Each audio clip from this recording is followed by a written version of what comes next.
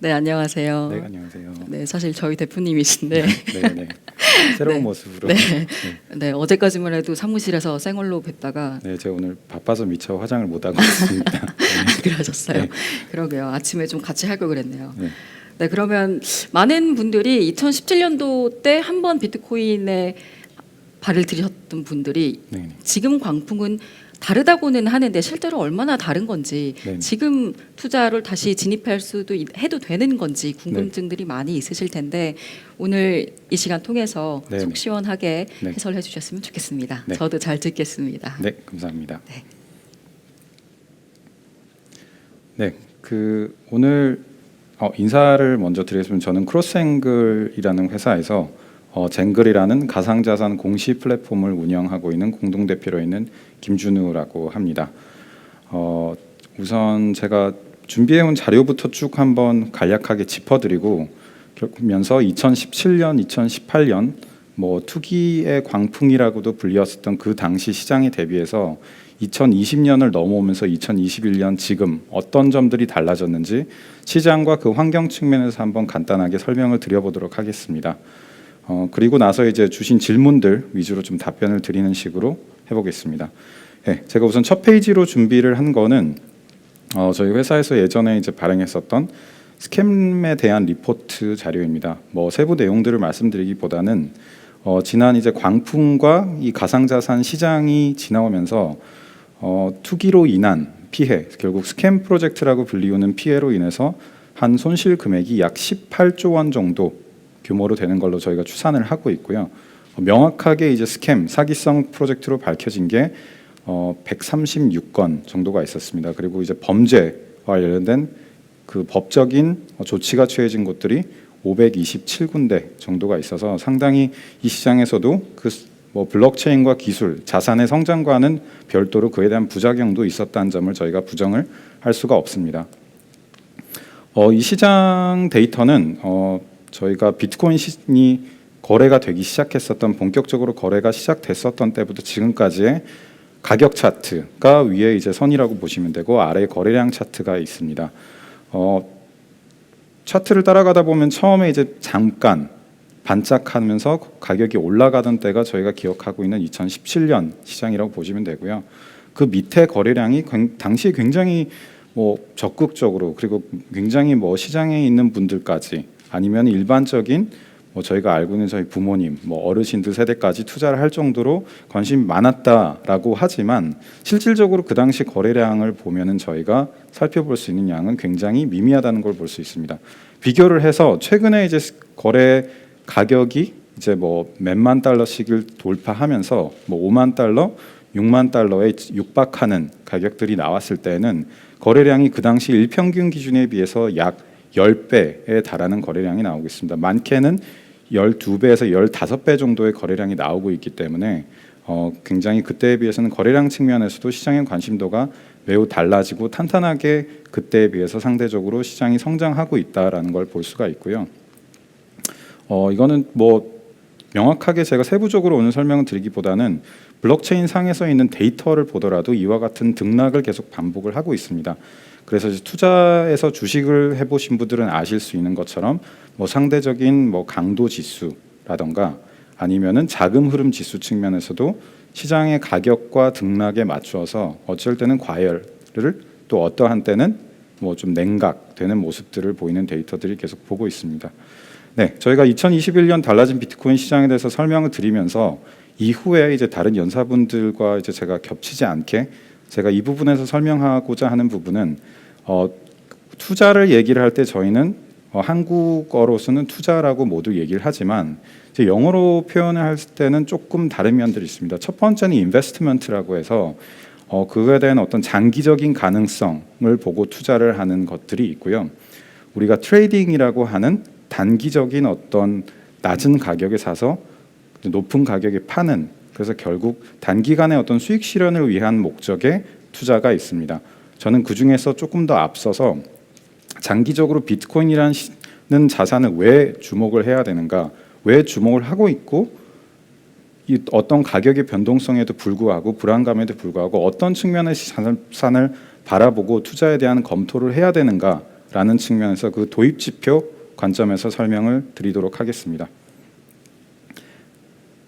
네, 비트코인 시장을 아주 간단히만 설명을 드리면 이제 가격이 이제 비트코인이 처음 나오고서부터는 꾸준히 상승을 했었습니다. 시간의 계열을 약 10년 정도로 이렇게 펼쳐서 보면 굉장히 뭐 중간에 올라가고 내려갔던 것들이 있지만 전체적으로 매우 안정적으로 우상향하고 있는 그래프라는 것을 보실 수가 있습니다. 단계적 성장 과정을 조금 나눠서 보면은 비트코인이 처음 나왔었던 때부터 한 2012년 정도 때까지 시장을 보면 그 당시에는 아무도 비트코인에 대한 대중적인 관심을 갖지 않았습니다. 비트코인 백서가 나온 이후로 아직 정확히 누군지 알려져 있지 않은 비트코인의 뭐 저자 및 그 주변을 둘러싼 이제 비트코인을 좋아하는 개발자들의 경우에 주목을 받았었던 시기였었고 아주 미미한 가격의 변동들이 있었습니다.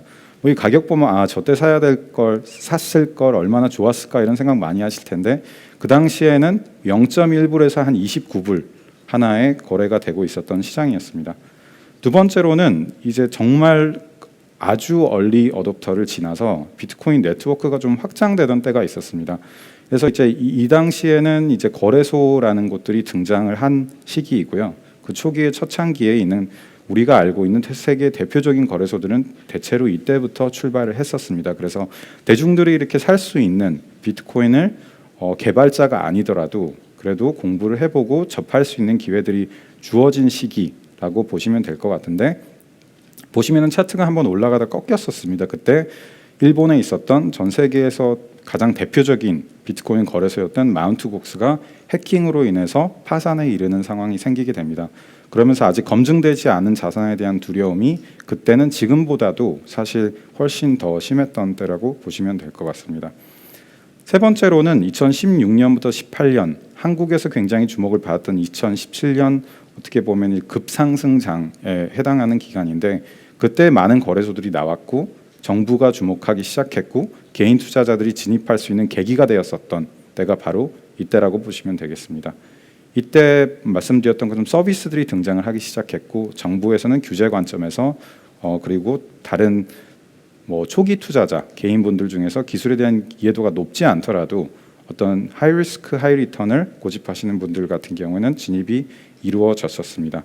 이 당시에 우리나라에서는 시장 자체가 효율화되지 않았기 때문에 김치 프리미엄이라는 것도 존재를 했었고 한국에서 비트코인을 샀을 때 당시 해외 유수 거래소들보다 약 원화로 거래를 했을 때는 50% 프리미엄을 주고 사는 사태들까지 벌어졌었던 때가 바로 이때에 우리가 흔히 얘기하는 광풍이라는 때가 바로 이 시기라고 보시면 될 것 같습니다. 이 시기 이후에 가격이 많이 떨어지면서 많은 분들이 관심을 에서 멀어지기 시작했었고 그 이제 많은 회사들이 문을 닫게 됐고 많은 서비스들이 없어지게 됐습니다. 그러다 보니까 이제 2018년 이후에 2019년, 2020년은 비트코인을 둘러싼 다른 거래소들부터 저희와 같은 서비스들 모두 다 어떻게 보면 어려운 암흑기, 침체기를 거쳐가게 됐었습니다. 하지만 주목할 점이라고 한다면 가격은 그와 상관없이 가격과는 상관없이 도입이 꾸준히 이루어졌었고 제도적 개선이 이루어졌고 규제적 개선이 이루어지면서 기관들의 참여나 검토는 계속 더 건전하게 이루어지게 됐습니다. 그래서 이러한 성장 과정 측면에서 제가 이후에 말씀드릴 거는 결국 지금 그 암흑기라고 불렀던 사람들의 관심에게서 멀어져 있었던 동안에 비트코인은 어떻게 발전을 하고 있었는가, 어떻게 자산으로 더 거듭났는가에 대해서 말씀을 드리도록 하겠습니다. 네, 크게 보면은 비트코인의 우리가 이전 2017년에 비해서 달라진 점이라면 크게 두 가지를 뽑을 수가 있습니다. 하나는 이제 규제적 환경에서 벗어나서 규제적 환경에 들어가면서 이제 자산 자체가 어떤 불법의 영역, 비트코인을 산다라고 했을 때 주변에서 여전히 부정적인 시선들이 굉장히 많이 존재하지만은 예전보다는 많이 사라졌던 계기가 됐었던 어떤 제도권 도입에서 많은 검토가 이루어졌었고 이후에 말씀드릴 것들은 우리가 흔히 알고 있는 훨씬 더 이성적인 판단을 가지고 전략을 가지고 투자하는 기관들의 움직임이라는 두 가지 관점에서 설명을 드리겠습니다.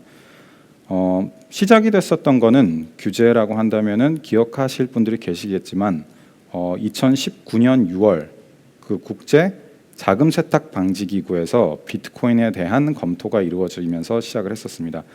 조금 더 비유를 들여서 설명을 드리면 우리가 무언가 세상에 처음 등장을 하면 모두가 두려워합니다. 그리고 모두가 그 자산들이 어떻게 활용되기보다는 어떤 영향을 주게 될까 나의 삶에 라는 것들 측면에서 검토를 하게 되죠. 뭐 조금 더 나아가서 쉽게 비유를 하자면 우리가 영화에서도 많이 보지만은 갑자기 외계에서 어떤 물체가 들어오거나 생명체가 나타났을 때 대부분 뭐 영화상에서 나오는 내용이긴 하지만 인류가 반응하는 방식은 그게 안전한지에 대한 검증을 가장 먼저 하게 되는 경우들을 보게 됩니다. 마찬가지로 비트코인이란 자산이 나왔을 때도 전 세계 금융권, 제도권, 정부들은 이게 기존의 금융 시스템에 어떤 영향을 주게 될까, 기존의 사회 안정적인 측면에서 어떻게 영향을 주게 될까라는 측면에서 이게 뭐 다른 자금 세탁으로 활용되지 않을지 등등에 대한 우려로 이와 같은 관점에서 자산을 바라보게 됐습니다. 국가별로는 좀 반응이 달랐습니다. 미국 같은 경우에는 2013년부터 미 재무부에서 가상 자산에 대한 규제 가이드라인을 만들고 발표를 했었습니다. 그런 측면에서 봤었을 때 훨씬 더 제도권에서는 구체적인 검토가 이루어졌었고요. 그 이후에도 뭐 지나가면서 CFTC라든가 미국 뭐 상품거래위원회라든가 이런 곳들에서는 구체적인 상품에 대한 해석을 내기 위한 노력들이 이루어졌고 그 이후로는 이제 우리나라로 본다면은 뭐 상품 거래 시장 아니면 파생 상품 시장 같은 역할을 하고 있는 미국의 CME 같은 곳에서는 비트코인 선물이 거래가 되기 시작했었죠. 현재는 이제 비트코인 ETF에 대한 검토가 본격적으로 이루어지고 있고 캐나다에서는 비트코인 ETF가 정식으로 거래되는 만큼 그만큼 제도적 발전 측면에서는 굉장히 빨리 앞서가고 있고요. 그에 맞추어서 제도적 기반을 가지고 대표적인 가상자산 운용사인 그레이스케일 그리고 CME 그룹, 피델리티, 페이팔 등의 금융 서비스 혹은 금융기관들이 본격적인 진입을 이미 해놓은 상태입니다. 유럽은 그에 비해서는 조금 더딘 감은 있지만 비슷한 형태로 발전을 하고 있고요. 국가별로는 조금 성향이 다를 수는 있지만 가장 금융에서 혁신적인 제도를 운영하고 있는 스위스 같은 곳들은 많은 가상자산 회사들의 이제 보금자리가 되고 있는 상황이고 그에 이어서 프랑스, 독일, 영국 등에서도 점점 더 긍정적인 환경들이 만들어지고 있습니다. 한국에 대해서는 뭐 많은 분들이 아시겠지만은 많은 분들이 아시는 부분에 뒤집어서 꽤 일찍부터 금융위원회에서 가상화폐라고 하는 것에 주목을 했었습니다. 다만 그에 대한 영향이나 사회적 관심이 미미하다 보니까 2017년 불장이 오기 전까지는 관심을 갖지 않았었고요. 그 나오면서 이제 2018년 초 극단적인 이제 투기 성향을 보이는 시장을 잡기 위해서 정부에서는 암호화폐 거래소를 아예 중단시키겠다라는 등의 이제 조치들에 대한 발표들이 이루어지고 번복되는 일들이 발생했었습니다.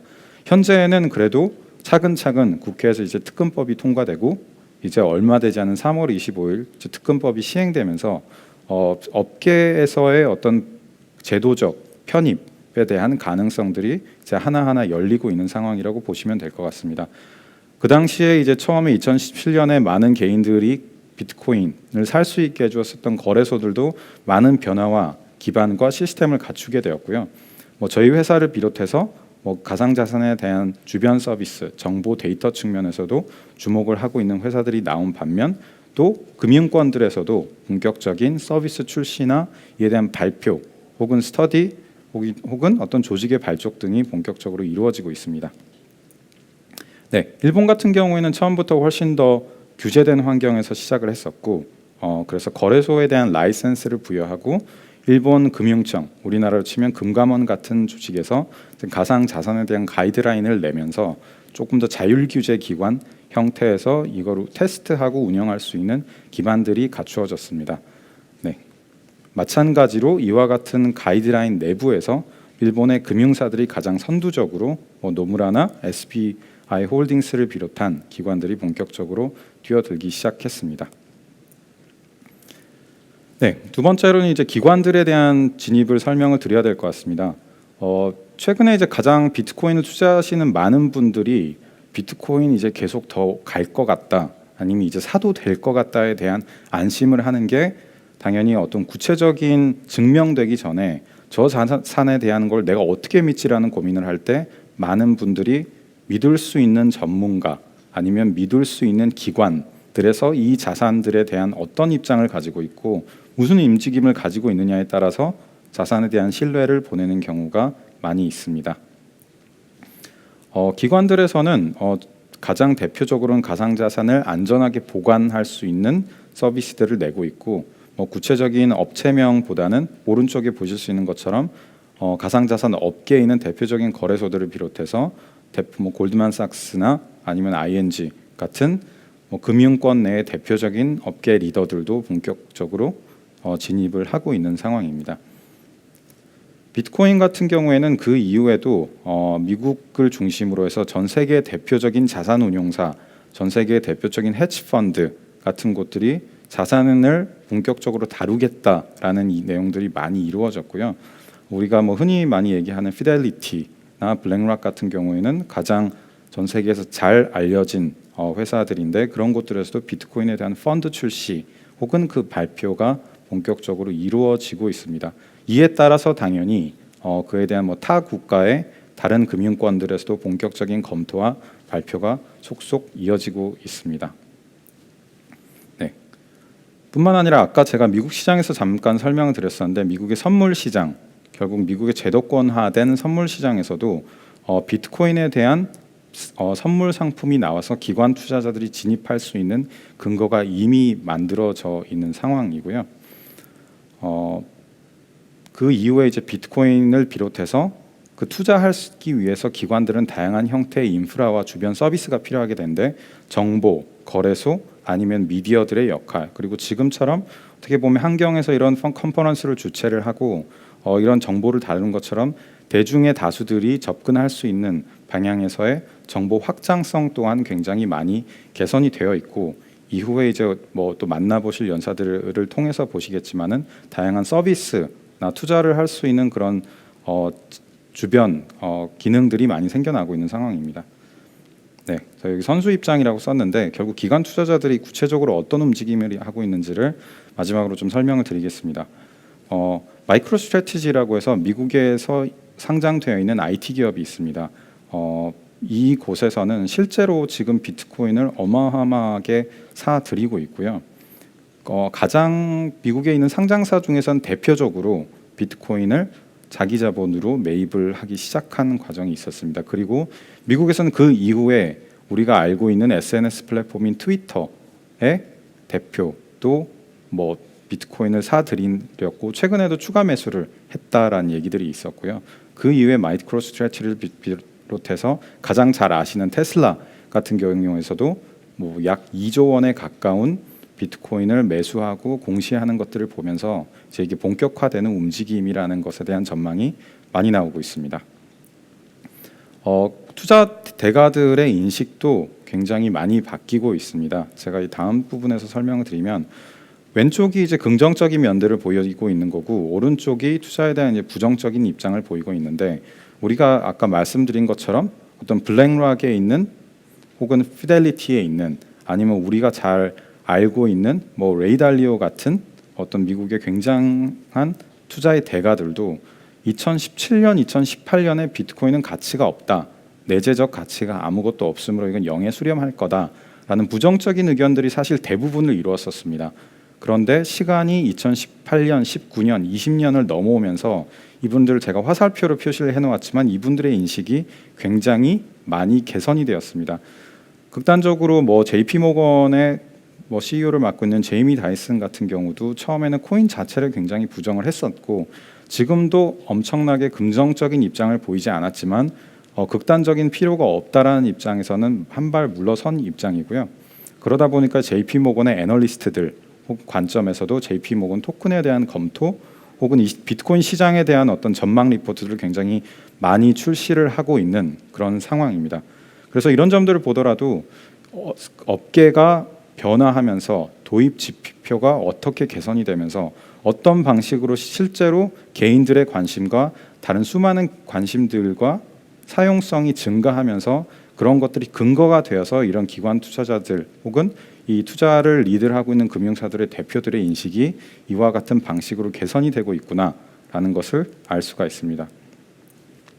네, 이렇게 보이는 것처럼 미국의 가장 대표적인 그레이스케일에서는 BTC 비트코인 매수를 꾸준히 하고 있고요. 어제 같은 경우에도 뭐 계속 매수세가 진행이 되고 있습니다. 여기 한 가지 주목할 점이라고 한다면은 저희가 2017년, 18년도 지금 거기에 비해서 거래량이 한 10분의 1 정도 되었던 시장에서의 기관 투자자 비중은 저희가 정확하게 측정을 할 수 있었는 없었지만은 추산해 보면 2% 아니면 3% 정도대에 머물렀었습니다.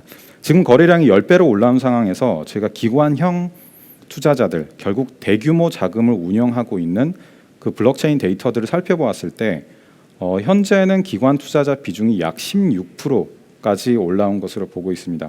16%가 무슨 의미를 갖느냐라고 본다면 한국 주식 시장 같은 경우에는 개인 투자자가 50%, 그리고 나머지 기관 및 기관형으로 보이는 외국인 투자자 비중이 약 50% 정도를 차지하고 있습니다.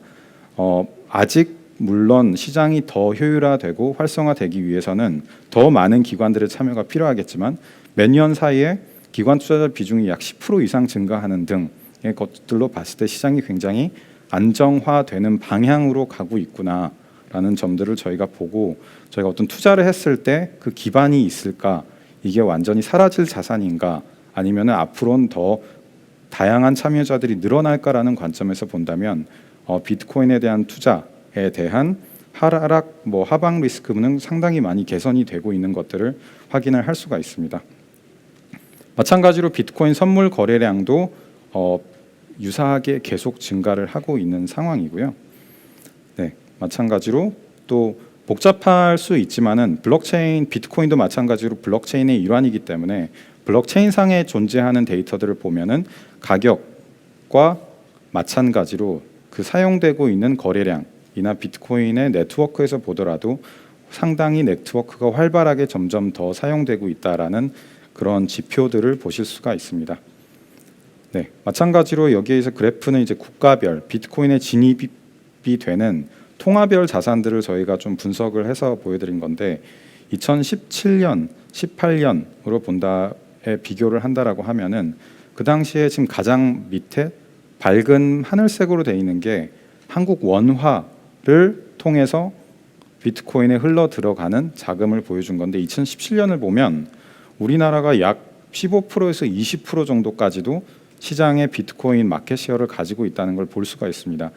우리나라의 전체 시장 글로벌 금융시장의 비중을 생각했을 때 아주 높은 상황이었었고요. 근데 최근에 이제 그런 점들이 많이 개선이 되고 미화를 같은 걸 중심으로 많이 개선이 되고 있기 때문에 그런 측면에서도 시장의 기관 혹은 국가 통화별 측면에서도 글로벌 다각화가 진행이 많이 되었다라는 것들을 아실 수가 있습니다. 네, 마지막으로 디지털 자산 업계 방향성을 말씀드리고 마치려고 하는데요. 디지털 자산 업계는 결국 저희가 봤을 때 4가지 단계로 분리해서 보고 있습니다. 첫 번째로서는 이제 가상자산 규제 도입이 가속화될 것으로 보고 있습니다.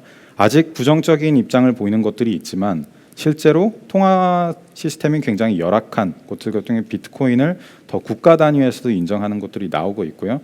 어쨌든 다양한 방법으로 규제화가 진행이 되고 있습니다.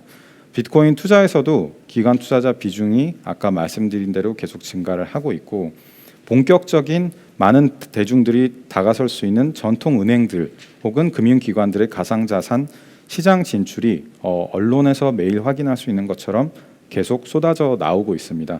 또한 비트코인 거래가 아직 낯설고 아직은 전통적인 금융 네트워크나 서비스 내에서만 금융 상품을 접근하고 계신 분들 같은 경우에는 얼마 되지 않아 머지않아서 이와 같은 자산들을 기존의 은행 이용하시던 곳들에서도 만나볼 수 있지 않을까라는 것들을 지금 현재 선진국들의 확장 사례들을 보면서 그런 예측을 해보고 있습니다. 네, 우선 일방적인 발표는 이 정도에서 마치고요. 또 추가적인 질문들에 답변 드리도록 하겠습니다.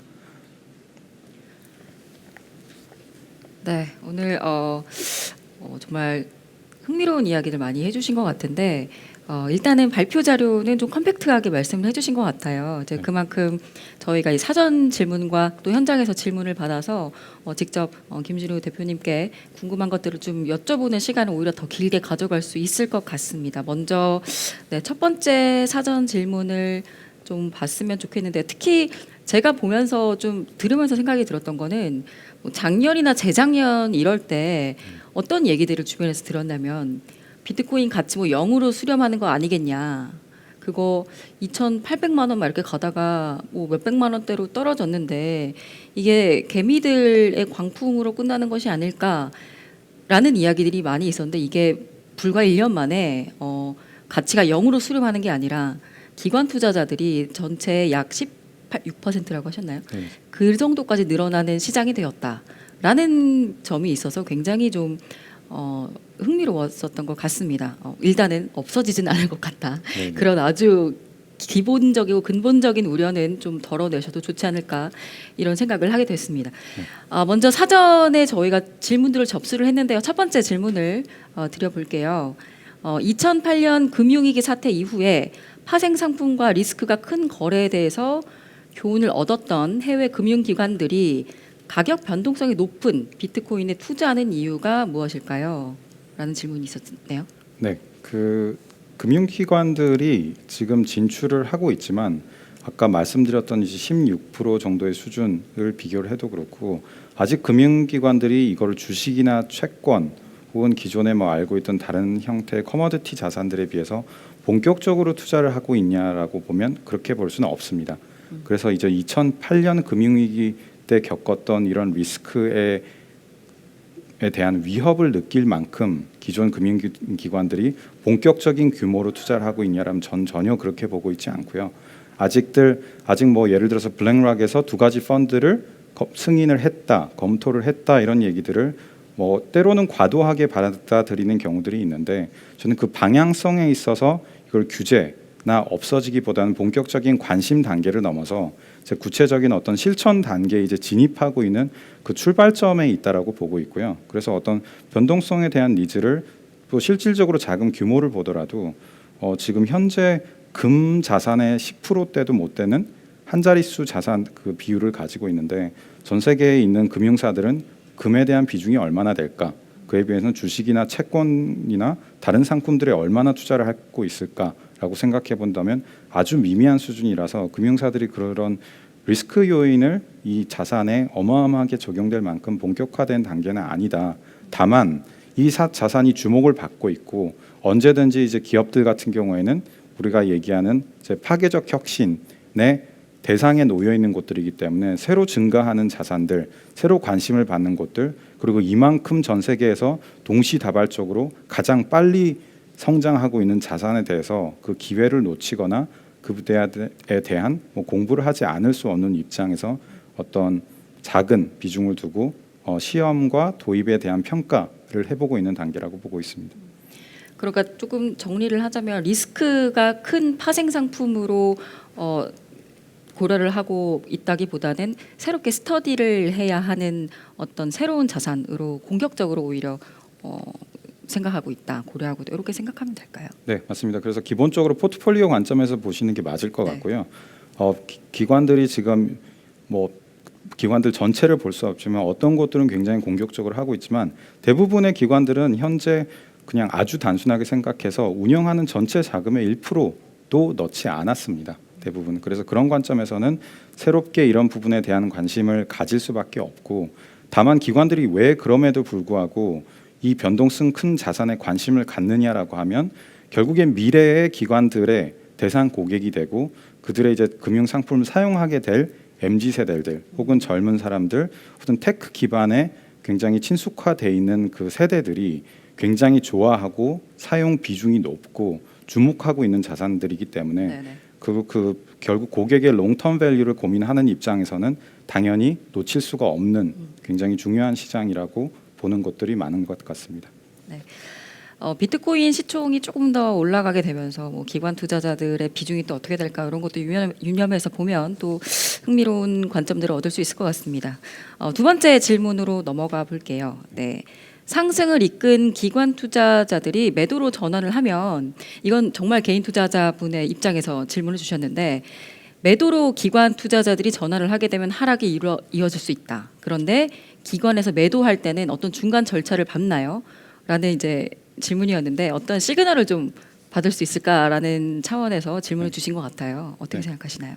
아마 이런 지금 현재는 비트코인 시장이 수급에 의해서 절대적으로 많이 의존을 해서 움직이고 있습니다. 그래서 이런 수급 관련돼서는 큰 그 온체인 데이터라고 얘기할 수 있는 비트코인 네트워크상에서 돌아다니는 데이터들을 파악을 해서 그에 대한 신호를 주는 곳들이 있는데 그건 이제 뭐 저희도 제공을 하고 있지만 그런 부분에서 이제 후에 이제는 크립토 퀀트 같은 곳에서 좀 그에 대한 설명들을 더 많이 해줄 수 있을 거라고 보고 있고요. 다만 제가 기관들의 움직임을 좀 설명을 드리면 상승장에서는 저희가 지금 봤었던 움직임 들으면 아까 제가 초반에 말씀드렸던 장기적 투자 관점에서 담는 기관들의 움직임이라던가 이로 인한 펀드의 투자들 그리고 개인 투자들 및 단기적 차익 실현을 하기 위해서 들어오는 투기나 혹은 투자 트레이딩 물량의 퀀트 성격을 가진 물량들이 합쳐져서 가격이 올라가게 되는데요.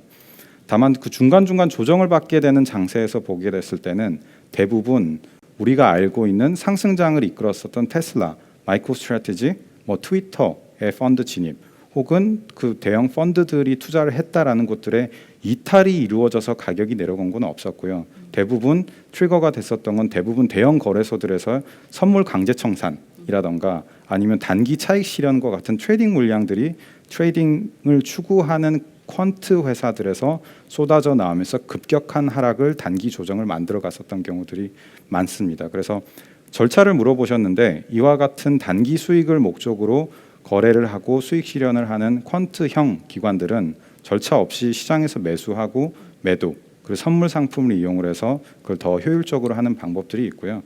다만 가장 우리가 주목하고 있는 장기 투자를 하고 있는 이제 그레이스케일 같은 곳들은 이거를 신탁형 펀드에 맡겨놓고 신탁하는 만큼 그 GBTC라는 주식을 발행해서 주기 때문에 직접적으로 환매를 하는 형태가 아니라 그 주식을 주식시장에서 다른 기관 투자자에서 넘기는 형태로 돼 있어서 전체적으로 비트코인을 중심으로 들어간 예탁이 된 그 우리가 흔히 이야기하는 총 운용 자산인 AUM 측면에서는 감소가 되는 효과가 없는 그런 형태로 보시면 될 것 같습니다.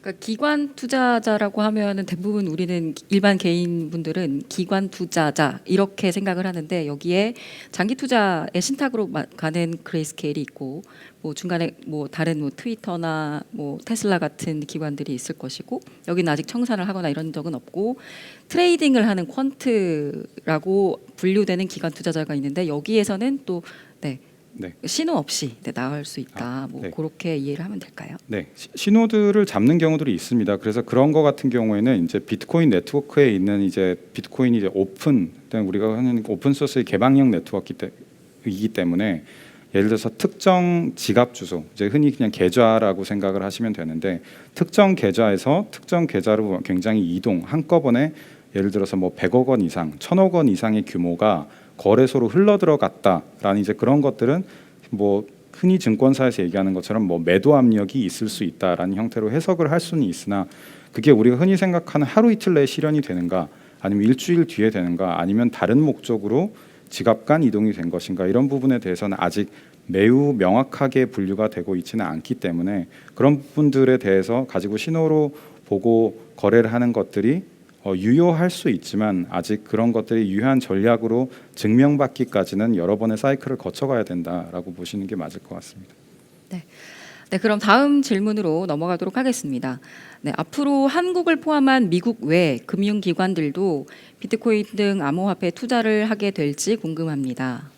굉장히 근본적인 질문을 해주셨어요. 네, 제가 업계에서 일을 하고 있는 입장에서 굉장히 많은 부분이 편견이 섞여 있을 수 있다는 점 미리 말씀을 드리겠지만 제가 작년 저희가 이제 가상자산에서 데이터비즈를 운영하면서 2017년, 18년, 19년, 20년을 거쳐오면서 지금 살펴봤을 때 이에 대한 기관들의 관심 정도는 매우 달라져 있고 정부의 입장도 그에 비해서 매우 달라져 있습니다.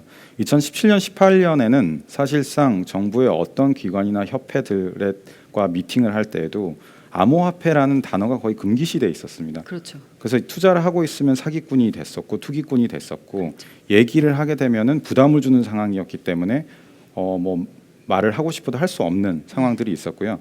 기관들에도 관심은 있었지만은 사실 대부분 어떠한 팀이 꾸려져 있거나 그에 대한 뭐 예산이 할당돼 있거나 방향성이 나와 있는 경우가 없었습니다. 그럼 그 이후에 지금 시장이 진행이 되었을 때는 2019년, 20년을 넘어오면서는 실제로 증권사들에서도 이를 커버하는 리포트들이 굉장히 많이 나오기 시작했었고 네. 저희가 만나는 금융사들 기반으로는 디지털 자산팀, 뭐 가상 자산팀 혹은 TF 형태로 굉장히 많은 실질적으로 기업에서 이를 관심을 가지고 운영하고 있는 팀들이 생겨났고 그 팀들이 이제 TF에서 팀으로, 팀에서 본부로 이제 계속 격상되는 것들을 보면서 기관들이 본격적인 서비스를 준비하고 있다라는 걸로 보고 있고 뭐 한국에서는 기사에서 많이 나와서 아시겠지만은 뭐 신한은행에서 뭐 투자를 해서 연결이 되어 있는 뭐 K닥 혹은 KB에서 하고 있는 코닥 같은 그리고 뭐 하나자산운용도 마찬가지로 뭐 이에 대한 관심들을 가지고 리서치를 내는 것처럼 기관들이 예전에는 최대한 조용히 그냥 공부만 하고 있던 상태에서 이제 수면 위로 조금씩 드러나고 있다라는 것들은 느껴지고 있어서 언제라고는 할 수 없지만 방향성 자체는 지금 말씀 주신 그런 방식으로 흘러가고 있다라고 보고 있습니다. 네, 아직 총알을 쏘진 않았지만 아예 총을 갖고 있지 않은 상태에서 숨겼던 상태에서 이제는 장전을 할지 말지 고민을 하고 실제로 어떤 것들은 장전을 하고 뭐 이렇게 계속 앞으로 나아가고 있는 단계가 아닌가. 네네. 네, 직접 만나 보시고 미팅을 하시면서 네. 그런 분위기를 전달을 해 주셨습니다. 네, 되게 흥미롭게 들으셨을 것 같아요. 특히 이 부분은 네. 정말 가까이 있는 분들이 아니면 알 수가 없는 거기 때문에. 네, 그럼 그 다음 질문으로 넘어가겠습니다. 기업의 비트코인 활용 방안 중 자사의 물품 결제 외에 또 다른 활용 방안으로 어떤 게 있을까요? 네. 이 부분에 대해서는 사실 이 가상 자산의 영역에 대한 이해도가 조금 더 필요합니다. 어떤 분들은 저희한테 이제 가상 자산을 물어볼 때 비트코인 같은 거 있냐, 아니면 블록체인을 살 수 있냐라고 물어보는 분부터 좀 우스갯소리로 있었지만 사실 2017년, 2018년 그때 정부에서 이런 반대되는 정책들이 많이 나오면서 심지어 그렇게 얘기하는 분들도 있었어요. 정부 청사 지하에 비트코인이 어마어마하게 묻혀 있다. 뭐 이런 얘기를 하시던 분들이 있었던 것처럼 이 자산 시장에 대한 이해보다는 아직 오해가 굉장히 많은 상황입니다. 같은 관점에서 본다면 비트코인은 지금 활용될 수 있는 방안들이 화폐와 비교를 하고 하다 보니까 이게 화폐에 비해서 얼마나 부족한 점들이 많은가, 이렇게 변동성이 큰 게 화폐가 될 수 있는가에 대한 질문들을 많이 하고 있지만 최근에 이제 많은 분들이 이해를 돕는 차원에서 나왔던 게 이제 금과 비교를 하기 시작했었고 이게 자산이구나. 그러니까 내가 이걸 매일매일 하는데 굳이 쓸 필요가 없겠구나. 내가 굳이 왜 커피숍에 가서 커피를 결제를 하면서 1시간 걸리는 비트코인을 가지고 자꾸 결제를 이야기할 필요가 없겠구나 라는 차원에서 자산 관점에서 많이 접근을 하는 것 같고요. 다른 활용 방안으로 본다라면은 비트코인 자체에 주목하기보다는 비트코인 이후에 우리가 뭐 들어본 적이 있으실 텐데 이더리움이라든가 또는 이더리움이나 비트코인의 한계를 극복하기 위해서 다양한 형태의 노력들이 이루어지고 있고 조금 더 공부를 만약에 해보시고 이게 서비스 개발이 되면 알게 되시는 것 중에서는 결국 탈중앙화된 금융, 결국 중간 매개인이 없이 중개자가 없이 그 코드 기반으로 그리고 기술 기반으로 서비스가 제공될 수 있는 우리가 얘기하는 디파이라는 탈중앙화된 금융 서비스들이 많이 나오고 있어서 상품 결제라든가 보험 상품 그리고 기본적으로 예를 들어서 운용사를나 자산 운용하는 펀드 매니저를 직접 거치지 않고도 제가 바로 상품을 가입하고 해지할 수 있고 보험에 대한 문제가 생겼을 때 보험료를 받기 위해서 엄청나게 많은 기간을 기다릴 필요가 없이 특정 조건이 충족되면 나에게 바로 보험이 지급되는 프로그래밍이 되어 있는 형태의 자산들 이런 것들이 무수하게 등장을 하고 있기 때문에 비트코인 자체로 모든 것들이 나올 거라고 생각하지는 않고요. 이 가상자산 시장 내에서 비트코인 주변에서 개발되고 있는 이제 많은 프로젝트들이 서비스화되면서 이 금융에 우리가 겪고 있었던 삶의 다양한 영역에서 자산들이 확장하면서 그 가능성들을 보여줄 걸로 보고 있습니다.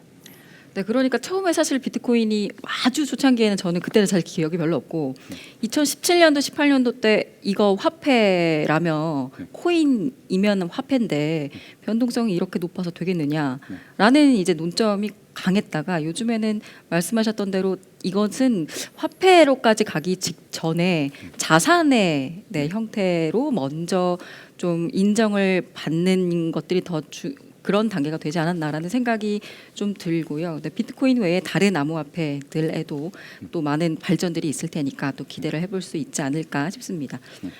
네, 그 다음 질문으로 넘어가 보면요. 해외 석학들과 자본가들의 암호화폐에 대한 전망과 평가가 엇갈리고 있습니다. 엇갈리는데 암호화폐 핵심 가치와 신뢰할 만한 이론적 배경은 무엇일까요?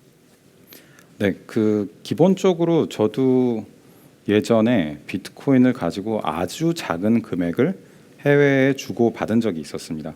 그리고 저도 그냥 우리가 흔히 얘기하는 원화 기반으로 해서 US 달러로 환전을 해서 해외에 보낸 경우들이 있었는데 해외 거래를 해보신 분들은 아시겠지만은 해외에 돈을 송금하고 해외에 있는 누군가가 돈을 받기 위해서는 그냥 우리가 흔히 이용하고 있는 은행 창구 한 군데를 거치는 게 아니라 그 은행을 거쳐서 중개은행을 거치고 반대의 수탁은행을 거치고 또다시 중개은행을 거치고 지나가게 되고요. 그 과정에서 제가 철자를 한번 틀려서 잘못 보낸 적이 있었는데 2주 뒤에 철자가 틀렸으니 처음부터 다시 시작해라라는 얘기를 듣게 됐었죠. 별건 아니었어요. 뭐 아주 작은 무언가를 사기 위해서 했었던 거긴 하지만 이와 같이 우리가 금융 시스템이 굉장히 모든 것들이 이제 뭐 영화 한 편도 1분 내에 다운로드를 받을 수 있는 어마어마한 인터넷 네트워크에 있음에도 불구하고 우리가 결국 가장 핵심적으로 가장 많이 이용하는 자금의 이동에서는 이 수많은 게이트웨이들이 있습니다. 거기를 통과하기 위해서는 은행이 문을 닫으면 할 수 없게 되고 24시간 결제가 되고 돌아가고 있는 시스템 내에서도 그와 같은 허들이 굉장히 많이 존재하고 있죠. 그러다 보니까 비트코인 같은 경우에도 그런 활용성이 명확하게 있는 건 있는데 자, 여기 내재적 가치를 비트코인을 보시면서 투자하면서 얘기를 많이 하시는 것 같아요. 제가 이 부분에 대해서 한 가지만 그냥 반대로 질문을 드리면서 설명을 드리자면 비트코인을 디지털 금이라는 얘기를 많이 하고 있는데 우리가 금은 왜 금이 됐을까라는 것들을 한번 질문해 보시면 굉장히 쉬울 수가 있어요. 금이 가진 속성은 뭐 금이 굉장히 희소성 있는 자산이다. 뭐 주조하기가 쉽다. 뭐 반짝이고 뭐 그런 귀금속으로서의 속성이 있다. 뭐 변하지 않는다 등의 여러 속성들이 있죠. 자, 이와 같은 특징들 기준으로만 우리가 만약에 귀금속이나 보석이나 광물 종류를 살펴보면 제가 관련 전문가는 아니지만 제가 읽었던 자료에서는 전 세계 20몇 가지 이상의 자산들이 존재한다고 합니다. 즉 무슨 얘기냐 하면 지금의 금이 어떤 내재적 속성에 의해서 금이 되었어야만 하는가, 우리가 안전자산을 이용하는 게 금의 화학적인 속성 때문인가라고 하면 아니고요. 사파이어도 금이 될 수 있었고 우리가 얘기하는 루비도 금이 될 수 있었고 어떻게 보면 은도 금이 될 수 있었습니다. 근데 금이 됐었던 이유는 수많은 사람들이 당시에 뭐 금의 기원까지는 제가 보지 못했지만은 금 한 덩어리를 가지고 닭 한 마리를 사던 때도 있었을 거고 금 한 덩어리를 가지고 소 2마리를 사던 때도 있었을 거고요. 아니 뭐 쌀 한 가마니를 샀을 때도 있었을 거고 사실 그 자산이 인정되기 위해서는 초창기에 굉장히 그 교환 가치로서의 확장성이 변동성이 크게 지나가게 됩니다. 그래서 이제 이 자산에 대한 것들을 어떠한 내재적 속성에서만 찾으려고 한다면 비트코인에 대해서는 이해를 하기 어려운 점들이 굉장히 많이 있을 거고요. 다만 금이 이미 모든 세계 은행과 기관들과 개인들이 인정하는 안전 자산이 되었기 때문에 금이 될 수 있는 것처럼, 그리고 또 그걸 바꾸기가 쉽지 않았기 때문에 금이 계속 유지가 됐었던 것처럼 비트코인이 단 기간 내에 10배 거래량을 이루고 수많은 전 세계에서 동시다발적인 도입이 이루어지고 만약 이게 2년, 3년 뒤에 더 많은 사람들이 이 속도로 도입을 하게 된다면 과연 디지털 금으로서의 위치가 약해질 것인가 강해질 것인가 라는 차원에서 이해를 하시는 게 더 맞을 것 같습니다. 네, 아까도 좀 말씀하셨는데 사실 실생활에 저희가 느낄 수 있는 것들이 있고 느끼기 약간 어려운 그 두 가지를 같이 말씀하신 것 같아요. 뭐 예를 들면 사실 요즘 은행 업무 보려면 9시에서 4시까지인데 사실 요즘 밀레니얼 세대들의 어떤 시간을 활용하는 것을 봤을 때 9시에서 4시까지만 금융 업무를 본다 라고 하는 게 사실 잘 안 맞는 좀 시대가 되었는데 이제 크립토 업계나 이런 곳들은 이런 것들에 대해서 굉장히 유연하게 대처를 할 수가 있고 또 비트코인과 금에 대해서 이제 가치를 이제 말씀을 해주셨는데 이 부분도 많은 시사점이 있었던 것 같습니다. 네, 사전에 받았던 질문은 여기까지 하고요. 현장에서도 또 뜨겁게 계속 질문들이 올라오고 있어서 그 질문들도 몇 가지 꼽아서 여쭤보도록 하겠습니다. 세간에서 말하는 것처럼 비트코인이 정말 달러의 패권을 넘어설 수 있을까요? 네, 어떻게 생각하시나요? 저는 뭐 화폐라는 거는 단순히 경제적인 개념을 넘어서 정치적인 요인, 문화적인 요인 이런 것도 굉장히 다양하게 작용한다라고 생각을 하고 있습니다. 우리가 돈을 경제의 논리, 수요 공급만으로 생각을 한다면 예를 들어서 사회적 약자를 뭐 고려하고 있는 정치의 목적이라든가 그런 부분들에서 채울 수 없는 부분들도 분명히 있을 거라고 생각을 하고 있습니다. 비트코인에서 주장하고 있는 이제 무검열 그리고 정부에서 마음대로 화폐를 찍어내지 못하게 해서 나의 자산 가치가 하락하는 것을 허용하지 않겠다라는 그런 바람들도 있겠지만 마찬가지로 공동체 사회에서 살아가는 입장에서는 사회적 약자를 보호하기 위해서 그리고 이와 같은 코로나 시대에서 어려워진 사람들을 돕기 위한 사회적 목적으로 화폐가 이용되는 경우들도 있는 것 같습니다. 그런 차원을 봤을 때 달러의 패권을 대체할 수 있는 거라고는 보지는 않고 있고요. 다만 처음에는 쉽지는 않겠지만 이게 어떤 금과 같은 형태로 발전을 한다라면 그게 그 달러의 패권을 될지는 모르지만 특정 이상 규모에서 글로벌리 통용되는 금을 뛰어넘는 하나의 디지털 자산으로서의 지위까지는 충분히 확보가 될 거라고 보고 있고요. 다만 최근에 이제 달러에도 이제 CBDC 형태로 디지털화에 대한 노력들을 많이 하고 있기 때문에 지금 현재 종이 화폐로서의 달러에 대한 한계점들은 많이 극복해낼 것 같아서 양립해서 발전하는 형태로 갈 것으로 생각을 하고 있습니다. 네, 사실 저희 쟁글에서 비트코인에 관련된 리포트가 어제 나왔는데 거기를 아마 보시면은 달러의 가치가 지난 10년 동안 줄어드는 동안 비트코인의 가치는 늘어나고 있었다. 뭐 이런 그래프도 있는데 같이 찾아보시면은 조금 이해하는데 도움이 되시지 않을까라는 회사 PR을 잠깐 하고 네, 다음 질문 넘어가겠습니다. 비트코인을 매수한 금융기관의 대부분이 헤지 펀드의 성향이 강한데요. 결국 리스크가 매우 크다는 반증이 아닐까요? 네. 크다는 반증이 아니라 리스크가 큰 자산이 맞습니다. 리스크가 크기 때문에 헤지펀드들에서 선발적으로 투자를 하고 있는 거고요. 다만 그리고 리스크 테이킹의 성향이 훨씬 높은 시장 혹은 개인들이 이에 대한 자산에 대한 노출을 많이 가져가고 있습니다. 그래서 이 부분은 리스크가 큰 자산이라는 거는 아직 명확하게 인식을 하셔야 될 것 같고 그렇기 때문에 이제 레이 달리오 같은 투자의 대가들도 약 80% 이상 손실을 감수해야 되는 구간이라도 괜찮을 수 있는 자산 비중 위주로 관심을 가져라라고 이렇게 조심하게 얘기를 하게 됐던 것도 그런 배경이라고 보시면 맞을 것 같습니다. 네, 저희가 뭐 비트코인이 리스크가 적은 자산이다, 적은 투자 자산이다라고 이야기를 하는 거는 전반적인 그 배경을 봤을 때 그건 좀 전제가 아닌 것 같습니다. 네, 그 다음 질문으로 넘어가겠습니다. 국내 금융기관들도 비트코인에 투자를 하게 될까요? 네, 이거 아까 질문이랑 좀 비슷한 게 있는 것 같은데요. 그 국내 기관들도 이미 관심을 가지고 있습니다. 이건 저의 해석이긴 하지만 지금 은행들에서 출시하는 그 수탁 서비스들이 있습니다. 수탁 서비스라고 한다면 안전하게 보관을 해주는 거고 그러다 보니까 은행업의 본질과 맞닿아서 은행들이 본격적으로 수탁 서비스를 시작을 하고 있습니다. 근데 생각해 보시면 우리가 은행에 돈을 맡긴다고 해서 맡겼으니까 감사합니다라고 하면서 돈을 내는 사람은 없죠. 그럼 무슨 얘기냐면 은행에서는 다 코스트입니다. 비용입니다. 왜 우리의 자산을 보안 시스템을 갖추고 그걸 도와주고 안전하게 보관해주고 서비스를 제공해주고 그에 대한 뭐 상담 센터부터 다양한 부가적인 걸 운영을 할까라고 한다면 당연히 수탁에서 멈추지 않을 거라는 것은 너무나도 당연하게 생각을 해볼 수가 있고요. 그걸 넘어서 어떤 투자 자문, 거래 아니면 운용 이런 영역으로 다양하게 확장할 생각을 하고 있지 않을까라는 게 뭐 제가 생각했을 때는 뭐 상식적으로 생각할 수 있는 방향으로 생각을 하고 있어서 뭐 시간의 문제가 아닐까라고 생각을 하고 있습니다. 네, 금융기관들이 이미 투자를 여러 가지 하고 있는데 거기에 대한 건 언젠가는 다시 회수를 하기 위해서라도 여러 가지 더 많은 서비스들이 나오게 되지 않을까라는 말씀을 해주신 것 같습니다. 그 다음 질문입니다. 네, 비트코인 투자 시에 가장 중요하게 볼 수 있는 지표는 뭐가 있을까요? 어렵네요. 네. 네.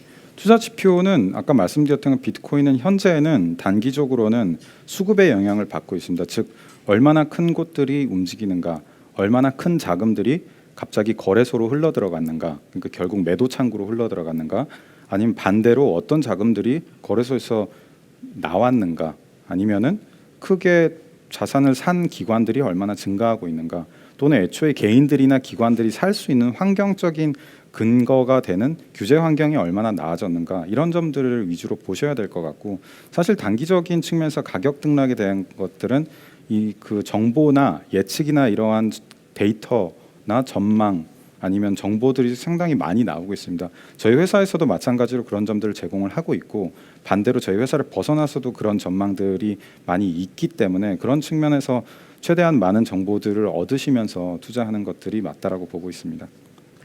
네, 그래도 이번에 질문 주셨던 분은 그래도 지표와 정보를 가지고 이제 투자를 하겠다라고 했던 질문이어서 건강한 질문이었던 것 같습니다. 네, 다음 질문입니다. 비트코인에 대해 신뢰도가 높은 글로벌 투자 은행의 전망이 왜 극과 극인가요? 그들의 전략일까요? 저는 극과 극인 건 너무 자연스러운 현상이라고 일단 생각을 합니다. 어떤 자산에 대해서도 매수만 하고 있는 자산은 없고요. 매수를 하려면 당연히 매도를 하고 있는 곳들이 있어야 되기 때문에 그 반응이 갈라지는 건 너무나도 당연하다고 보는데, 제가 그냥 뭐 감히 얘기를 하자면 비트코인에 대해서는 이해를 하고 그 부분에 대해서 공부를 하는지에 따라서 많이 달라지는 것 같습니다. 이 공부를 하고 이해를 다 하더라도 그에 대해서 극렬하게 반대하시는 분들도 있지만은, 뭐 공부를 한다고 적극적인 지지자로 돌아서지는 않더라도 대부분의 이제 반대 논리를 펴는 경우에는 그 질문에 대한 답을 찾고 들어가고, 비트코인이 가지는 어떤 개선들이 되고 있는지, 어떻게 도입이 되고 있는지, 이런 부분에 대한 충분한 검토가 안 이루어진 상태에서 기본적인 그 뭐 두려움 혹은 기본적인 기존과 달랐기 때문에 생길 수 있는 낯설음에서 나오는 질문들이 많다라고 보고 있고요. 또 다른 측면이라고 본다면은 섣불리 한 방향으로 얘기를 할 수가 없는 게 있을 것 같습니다. 앨런 머스크가 비트코인에 대한 얘기를 하고 뭐 도지코인에 대한 얘기를 하면서 가격이 급등을 했었죠. 그 사회적 영향이랑도 무시를 할 수가 없는데요. 어느 날 우리나라에서 갑자기 한 대형 은행이 비트코인은 좋으니까 사세요라는 얘기를 하면, 제가 뭐 갑자기 여기 1층에 내려가서 뭐 비트코인 사세요라는 판넬을 들고 돌아다니는 것보다 훨씬 큰 파급력을 가지겠죠. 그랬을 경우에는 잘 모르는 개인들이나 사회적인 부정적인 부작용이 나타날 수 있기 때문에 그런 부분에서 조심하는 것도 기관들의 특성이지 않을까라고 보고 있습니다. 네, 투자은행들의 사실 모든 투자은행이 전망을 다 내놓은 것 아니고 다들 조심스럽게 스터디를 하고 있으면서 차차 전망을 더 많이 내놓을 거라는 좀 예상을 해봅니다. 다음 질문입니다. 최근 해외, 특히 미국의 대형 기관들이 비트코인 매집세가 매우 강한 것으로 보입니다. 이러한 비트코인의 강세로 인해서 달러와 약세가 매우 심해질 때 미국 정부의 개입 가능성 있을까요? 저는 당연히 있을 거라고 보고 있고요. 근데 이게 어떤 영향으로 미칠지에서는 좀 다르게 보면 될 것 같습니다. 비트코인은 애초에 그 태생부터 인터넷과 그 네트워크에서 시작이 됐습니다. 중국 정부에서 비트코인을 허용하지 않지만 중국인들이 그렇다고 비트코인을 보유하지 못하는 것은 아닙니다. 결국 무슨 얘기냐면, 국가의 범위에서 통제를 할 수 있는 영역도 분명히 있겠지만 사실 벗어나는 영역들이 너무 많은 게 이 비트코인 같은 가상 자산의 영역이고요. 그렇게 봤을 때 예를 들어 전 세계 186개국이 동시에 금지를 하자라고 해서 하면은 없어질 수도 있겠죠. 근데 하지만 우리가 잘 알고 있는 게임 이론처럼 미국만 막았을 때는 미국이 지금 경쟁을 하고 있는 중국 혹은 유럽 혹은 타 국가들에서 더 본격적으로 패권을 잡아갈 수도 있겠죠. 그래서 미국에서는 어떤 시장 과열에 대한 경계, 투자자 보호, 또는 미국 정부에서 이거에 대한 것을 어떤 방식으로 달러의 패권에 연동을 시킬지, 아니면 이 패권은 비트코인의 패권을 어떻게 가져갈지에 대한 명확한 정책적 방향성이 서기 전까지는 계속 보류 혹은 부정적인 입장을 중간중간 보이면서 갈 거라고 보고 있고요. 다만 그런 것들이 보였을 때는 돌아설 수 있는 면들이 굉장히 많이 있다라고 생각을 합니다. 네, 사실 이 비트코인과 새로운 크립토 시장이라고 하는 게 어떻게 보면은 화폐의 패권을 가지고 있는 각 정부와 큰 시장 간의 어떤 생태계가 어떤 식으로 굴러갈지에 대한 것들이 뭐 상당한 미래 화폐 역사를 좀 만들어내게 되지 않을까라는 생각이 듭니다. 네, 다음 질문으로 넘어가 보겠습니다. 네, 2017년 상승장의 반감기 이후 상승 패턴과 비교하며 올해 2021년에 더 높은 고점을 예상하는 의견들이 많습니다. 이러한 2017년의 상승 패턴과 비교했을 때 2021년을 예측하는 부분에 대해서 어떻게 생각하시는지 궁금합니다. 네. 2017년 상승장과 2021년의 상승장이 어떻게 다르냐, 상승 패턴이 어떻게 다를까? 네. 아까 말씀드렸던 것처럼 가장 큰 차이는 이제 거래량에서 볼 수가 있습니다. 그래서 10배 정도 이상 늘어난 상황이고 지금도 거래량이나 이런 것들은 꾸준히 늘어나고 있는 상황이고요. 그래서 이 거래량이 늘어나는 것은 무엇이냐 하면 특정 한 군데의 이탈 아니면 특정 한 세력에 의해서 장이 점점 더 한 방향으로 치우치지 않는다는 가능성을 많이 보이는 거고 결국 장기적인 도입 방향에 의해서 영향을 많이 받는 장의 형태로 개선이 되고 있다라는 것을 보고 있습니다.